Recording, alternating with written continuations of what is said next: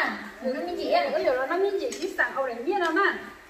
Đánh nhiên là do nhiên chỉ theo cả kia cho nó cái từ nó ta cái thứ đánh nhiên nè chỉ sẵn nó Kamu kan nè. từ cả máng cày cho nó ý sẵn đó đúng mà sao được mà được mà Mau tadi ki. Tadi kamu kan. Tadi lah. Bạn ơi gì ok nó hắn non đâu à phải gì cấp vấn nào gì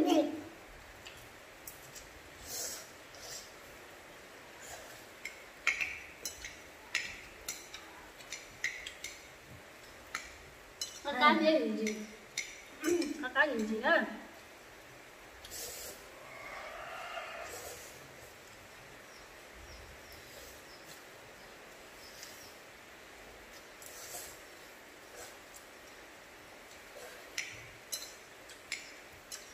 Giờ nó đập tẹo. nó mẹ Đi chứ sẵn rồi. nó mẹ mà sẵn nó mẹ mà là ta gọi của nhau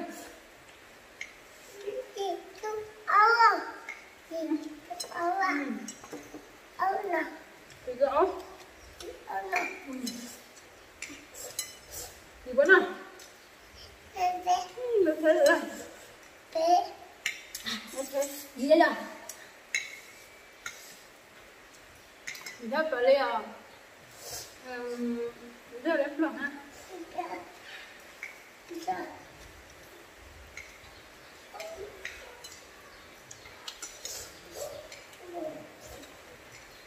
mình đẹp lòng nữa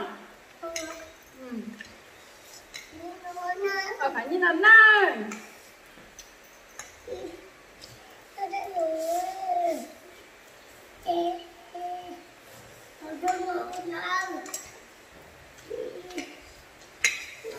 em bảo chị nhân chủ gì à? Cái việc làm không?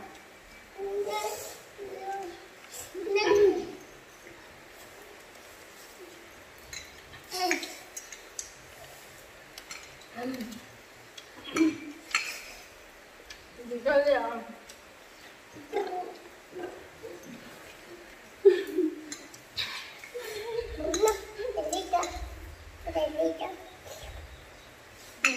Nó lấy thôi đi.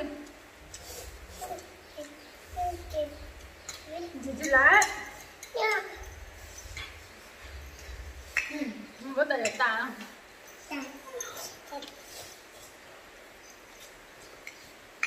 Không ăn ngon à? Chị ơi. Đây của cái gì ạ? Cái gì ạ? Đâu mà, nó để đi. Có khẽ có sữa hả?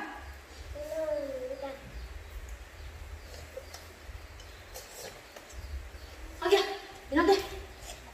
Đúng rồi. Có khẽ có sữa. Giờ sữa con.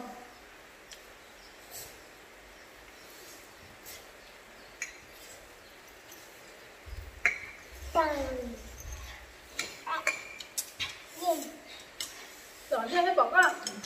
Vô đi ạ.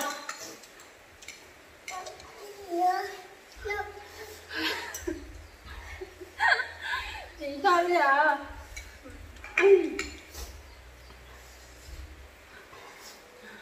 Chị bỏ con gì à? Đúng rồi. Gì con nữa. Bây giờ á. Bây giờ tôi lại nhông của á. Cái bát cà nó của chị sợ.